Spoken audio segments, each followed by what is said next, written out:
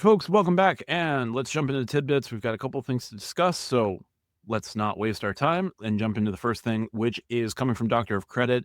The Redstone Visa Signature Card, this is Redstone Federal Credit Union card, is getting completely overhauled, and not necessarily in a good way. Redstone Federal Credit Union has announced a negative change to its credit card. Previously, the card earned at the following rates on restaurants and gas: 3% on groceries, wholesale clubs, utilities, phone, and streaming.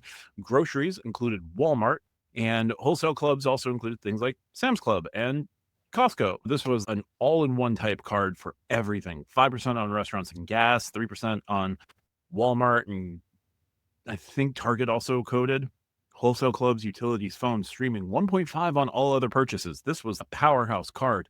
Well, the card's going to be changed, and it's now going to be earning 5% back on the category of your choice: travel, Amazon, restaurants, home improvement, and more. Don't know what more means yet.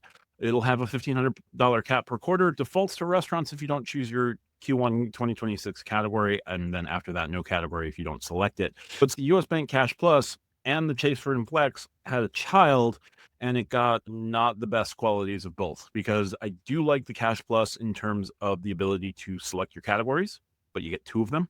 Whereas the Freedom Flex, it does give you its categories every month, but you're limited to 1,500 in spend across those 3 categories. It's less than both. You choose, which is cool, 1,500 spend cap. 2% back on gas and groceries, that's a big ouch. And then 1.5 back on all other purchases. It doesn't show up on the website yet, but there is the Cashback Plus website page now on Redstone's Federal Credit Union's website. Share this tab instead, introducing Cashback Plus, simpler, more rewarding way for you to earn. So there you go. We're enhancing your rewards experience with Cashback Plus, the new program replacing My Choice Rewards on January 13th of 2026. This upgrade gives you more flexibility, a cleaner look, and easier ways to redeem your cashback, all within online banking or the Redstone mobile app. You don't need to enroll or lift a finger. Your current rewards will automatically transfer at full value when the new program launches mid-January 2026.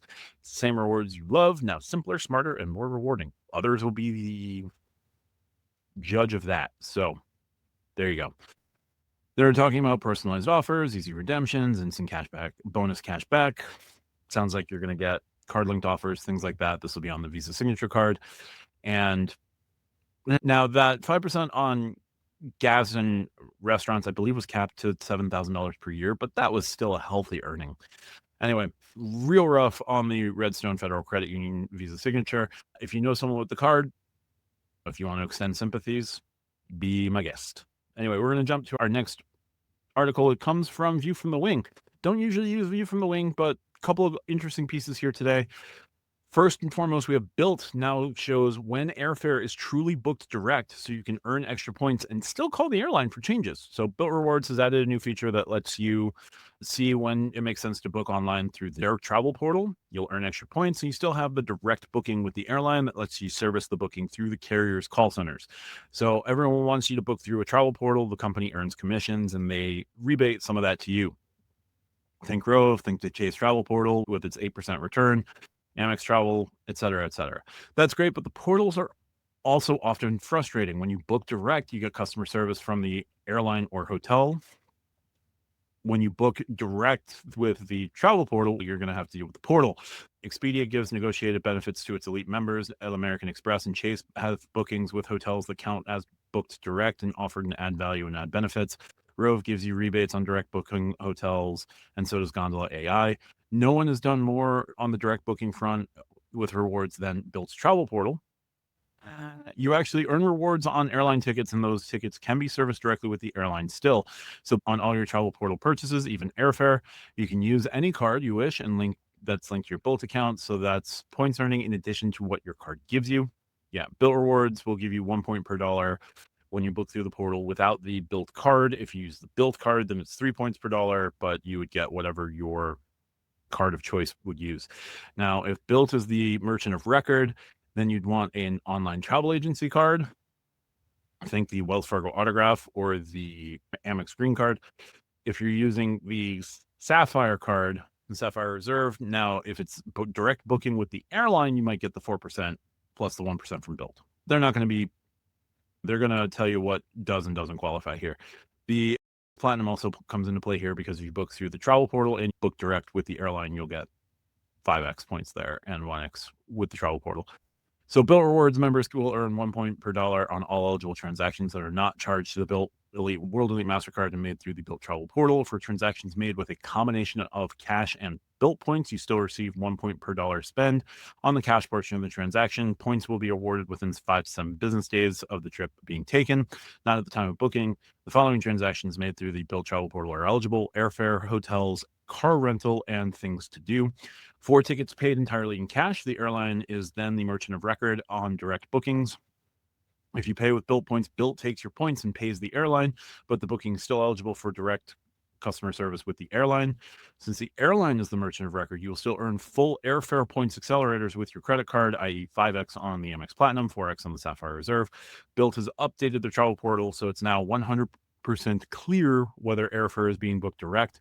They flag direct connections in the booking flow. So, you get to see direct book, direct book, direct book. Looks like this Delta flight's not direct booking with United Airlines. So there you go. Makes huge sense to book tickets through Bilt when you're direct booking. Bilt now moving the merchant of record from Bilt to the airline. You're still going to get 1 Bilt point per dollar. Expect others to do the same relatively shortly. Other companies will start with 4 letters. So there you go. Next up, from View from the Wing, we've also got first look at JetBlue lounge. There's renderings. So here we go. First look, JetBlue reveals renderings of its new JFK lounge with photo booth opening this month. So here's the first renderings of JetBlue's first lounge at New York JFK. It should open this month, shared by CEO Joanna Garrity at the Skift Aviation Forum today. So here's some renderings. You've got your bar, you've got your seating, you've got, I guess, grab and go stuff in the back. Supposedly there's a photo booth. Who cares about a photo booth? I know I don't. Looks interesting. So it's going to be an 8,000 square foot space, which is good. Boston will be 11,000 square feet. So these are small for hubs. Yeah, but whatever. JetBlue will have the New York JFK lounge eminently, a Boston lounge opening next year. Garrity also shares that they're looking at a Fort Lauderdale space as well, believing that lounges will be an important part of their premium and credit card strategy as they roll out domestic first class as well. The lounge ceiling is inspired by Grand Central Station, which is a beautiful ceiling that was obscured for 80 years. Check out the history there.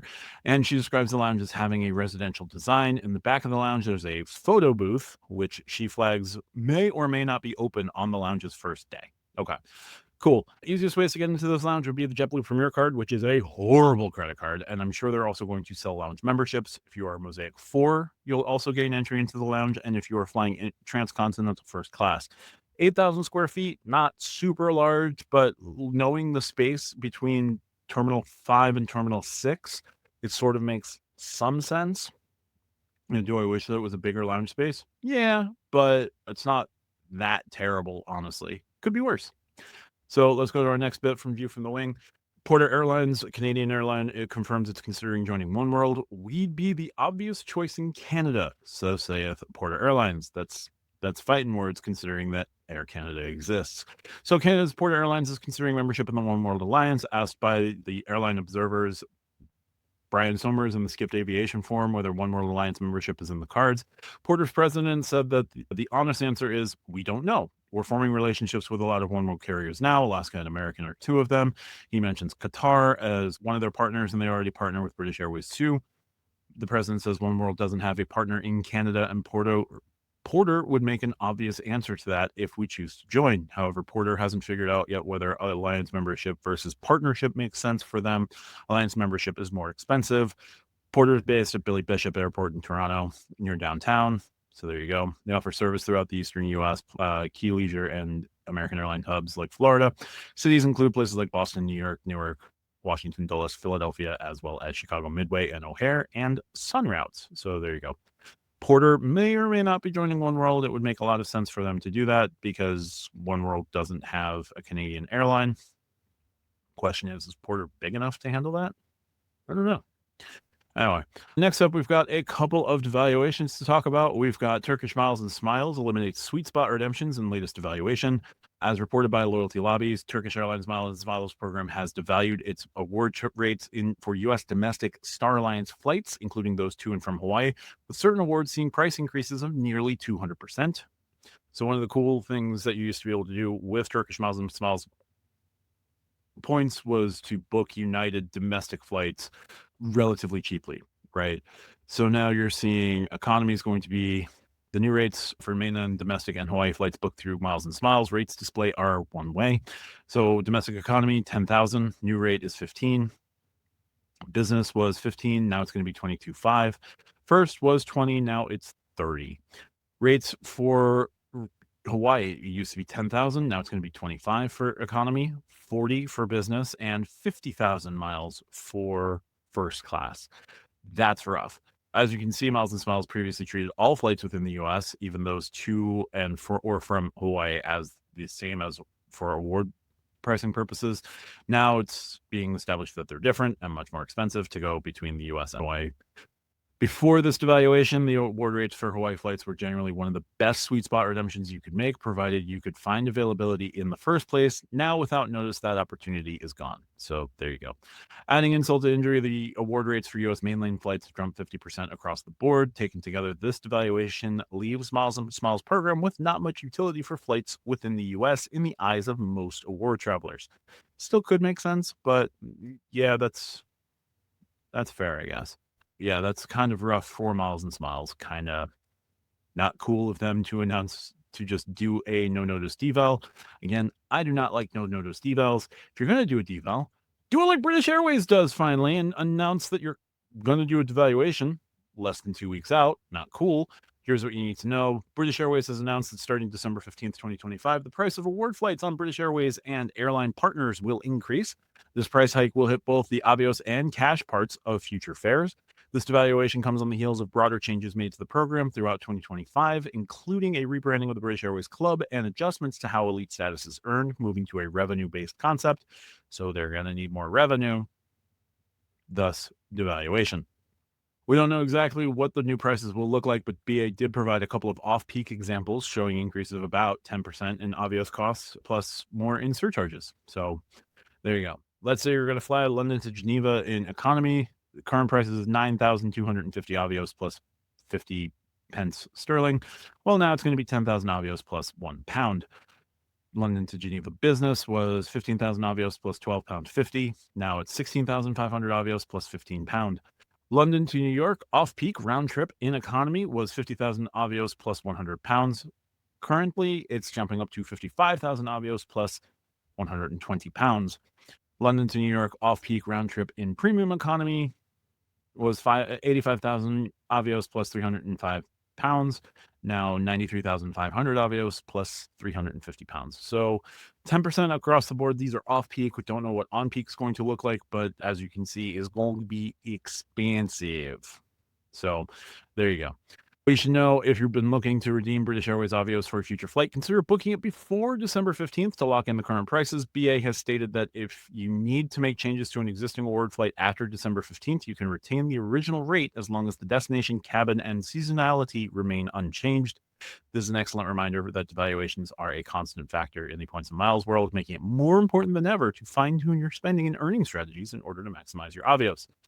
And if this doesn't work for you, remember, an Avios is an Avios, so if BA is going to give you a rough time, you can move those Avios over to, I don't know, Aer Lingus and see if the rates at Aer Lingus are a little bit better. If Aer Lingus doesn't work, there's Iberia. If Iberia doesn't work, there's Finnair. If the Finnair doesn't work, there's Qatar. So you still have options. But yeah, that's kind of rough. Next up, we've got Citi ending their point transfers to Aeroméxico in January. So Citi had Aeroméxico. They are losing a transfer partner starting in January. So you'll have one fewer option for redeeming your Citi thank you points as of January 25th of 2026. Citi has posted a notice that it's ending points transfers to Aeroméxico rewards on that date. While this can sound disappointing at first, there are two silver linings here. First, this was never a great transfer option when you put it into context. Second, you have ample time to finish any transfers that you want to make before the deadlines. It was a 1-to-1 transfer ratio as long as you had the Citi Strata Elite, Citi Strata Premier, or Citi Prestige cards, which the Prestige is no longer available to applications. If you only have a thank you points earning card, it was a 10-to-7 ratio to a 1-to-0.7, whatever. So it's going away on January 25th, 2026, based on messaging shown on their transfer pages. publicly available here, no longer required, and first reported by a Word wallet. Citi's message confirms that transfers made before January 25th will not be affected. Plus, given the messaging saying that transfers will end effective January 25th, you should probably finish that no later than January 24th. There you go. Other ways to transfer to Aeroméxico, there's Amex membership rewards. It's 1.6. Barclay arrival miles is 7 to 5. Brex rewards is 3 to 2. Capital One is 1 to 1. Mesa is 1 to 1. Rove is 1 to 1. There's still options to use Aeroméxico if you see fit to do so. So there you go. Finally, we've got Wyndham. Wyndham Rewards is giving away 2 months of its insider subscription for free. So as you can see, the subscription that I talked about a couple of weeks ago, not doing too well if they're jumping in and giving you free access for 2 months. But Wyndham Rewards is offering members a limited time deal to try its new insider subscription at no cost for 60 days. The offer runs through December 15th, 2025 and gives travelers a chance to test the program's perks without signing up for a full paid membership. Here's what you need to know.